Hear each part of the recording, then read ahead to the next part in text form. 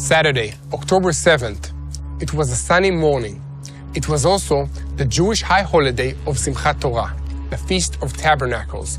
The girls and our little baby boy woke me and my wife up early that day, and we were having a lazy morning at home. At around 6:30 in the morning, sirens started blaring throughout the country, warning us that rockets were falling inside Israeli territory. This wasn't just the usual barrage of rockets that we were used seeing every few years. These were thousands of rockets that were fired from the Gaza Strip and aimed at the Tel Aviv metropolis and all the way up the coast from there. From that moment, my reality and that of every Israeli citizen changed forever. I'm Yair Pinto, and this is My State, a program about current events, my belief in God, and my journey in the Holy Land. And by the way, behind me, that's the Gaza Strip.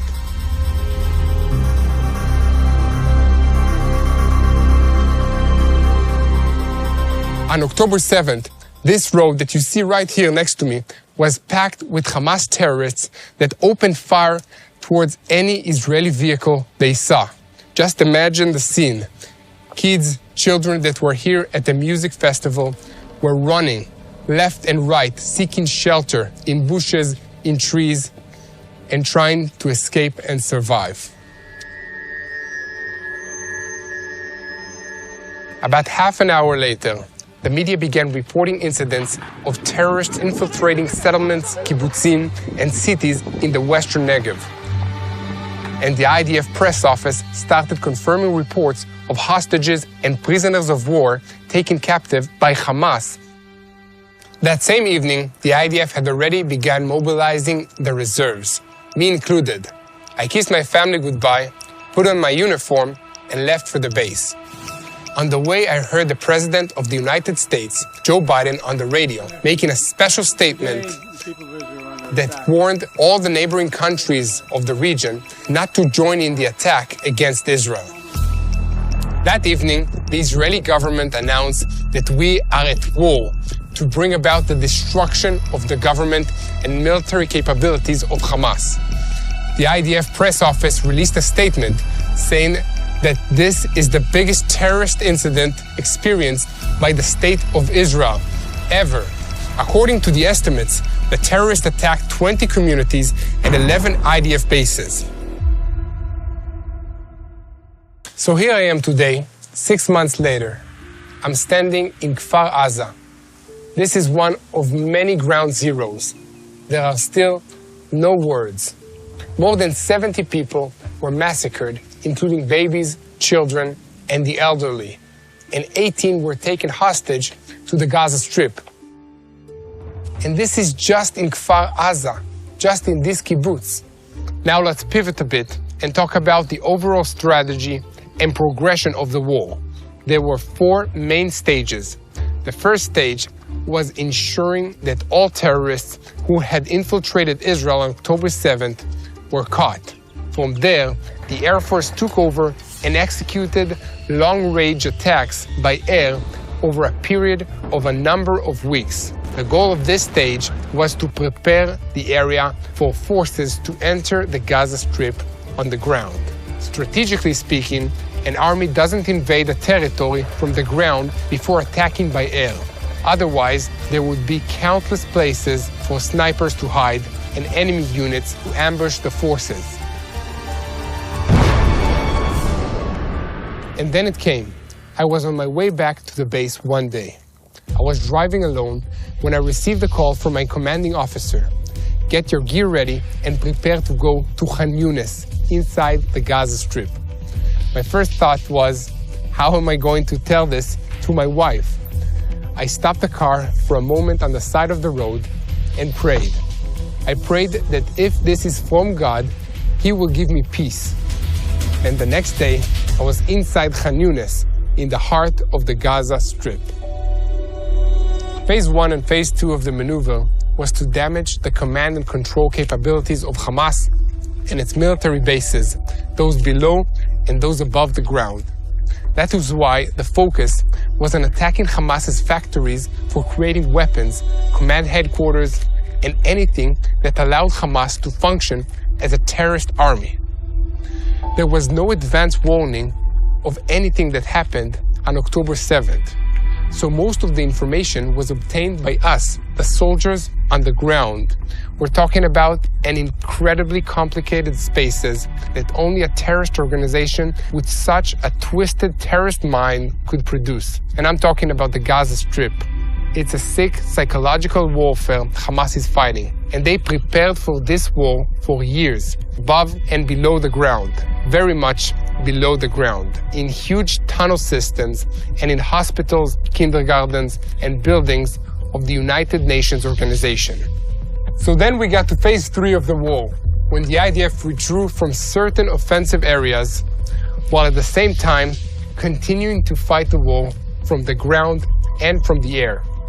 After that, the IDF released some reservists to return to their civilian lives, and that included me. I was so relieved and happy to be able to return to my beloved family. Unless Hamas's military infrastructure and resources are completely destroyed, the story of the place I'm standing in, Kfar Aza, and similar ones from the other kibbutzim around this region will only be the beginning. Not only that, but not destroying Hamas would actually create legitimacy for another October 7.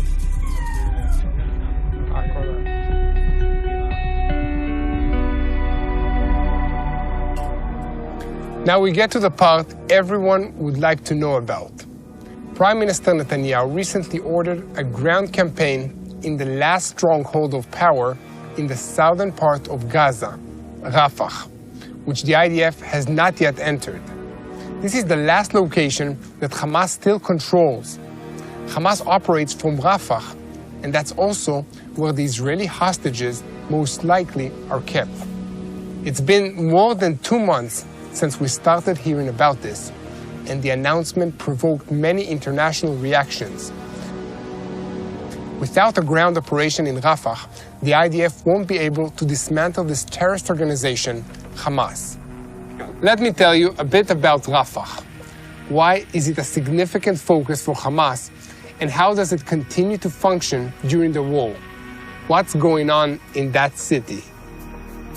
Rafah is the southernmost city in the Gaza Strip and currently contains about 1.3 million Palestinians, most of which have been displaced since the fighting began. Before that, about 300,000 people lived in that city.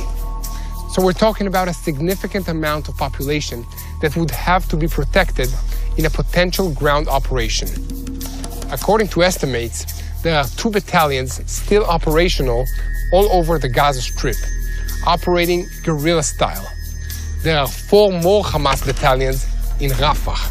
In total, according to the Israeli Defense Minister, Yoav Gallant, Hamas had 24 battalions in the Gaza Strip, of which the IDF has so far dismantled 19. There's another reason Rafah is so important to Hamas. Every day, about 178 trucks pass through the Rafah crossing daily into the Gaza Strip. Before the war, about 500 trucks with goods and about 108 trucks entered the strip every day. During the war, humanitarian aid has been unstable, and Hamas wants to make sure they control whatever does in fact make it through into the Gaza Strip, since they steal it anyway. It is important to remember that before the war, Rafah was characterized by a high population density, a high unemployment rate, a housing shortage, on top of unstable water supply. Rafah is also situated on the border with Egypt to the south, with a large tunnel system underneath. So it's perfect for smuggling weapons for war and other resources like vehicles and animals. This is why Rafah is such a key city for Hamas. Without control of Rafah, Hamas's oxygen pipe to the outside world, which relies on smuggling, is cut off. Before proceeding with any operation in Rafah, Israel will have to provide some kind of plan for tending to the multitudes of refugees who fled there when the war started further north in the Gaza Strip. The international community is very concerned about Israel entering Rafah and is warning of devastating consequences. Egypt is very worried about a mass escape of refugees into Sinai, so they built a wall to try and prevent it. There is also a heavy pressure from the United States demanding to see a complete and viable plan for the safe evacuation of the refugees before any ground operation moves forward. So everyone is arguing about what might be important in this situation. It's the residents of Gaza who live under the terror of Hamas, and everyone has an opinion about the potential danger to them in the event of a ground invasion. But no one is arguing about the fact that the IDF should go in and eliminate Hamas. And that's what matters, that the day after this war, Hamas no longer exists. There will be peace for Israel, and the residents who were evacuated from their homes in their own country will be able to return to their houses in the Israeli communities surrounding the Gaza Strip. This is what brings me back to where I'm walking now. This is where it all started that day on October 7th. We, the people of Israel, are currently busy rebuilding and looking ahead, never forgetting the heavy loss and the trauma to Israeli lives, but also remembering to look ahead to the future and restore our lives. Only by strengthening the Israeli communities in the Gaza periphery and rehabilitating the region, our victory over Hamas will be complete. So we understood what is happening in the Gaza Strip, and particularly in Rafah. It's a very complicated situation, and I want to urge you to pray. Pray for wisdom for the leaders that are involved in making these decisions, the Israeli leaders, the American leaders, and the international community. They definitely need your help. Please pray for the Israeli hostages to be released and reunited with their loved ones.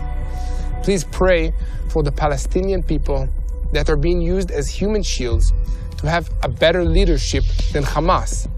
Please pray for the IDF to win this war against a terrorist organization. And most importantly, please join us in prayer for the peace of Jerusalem.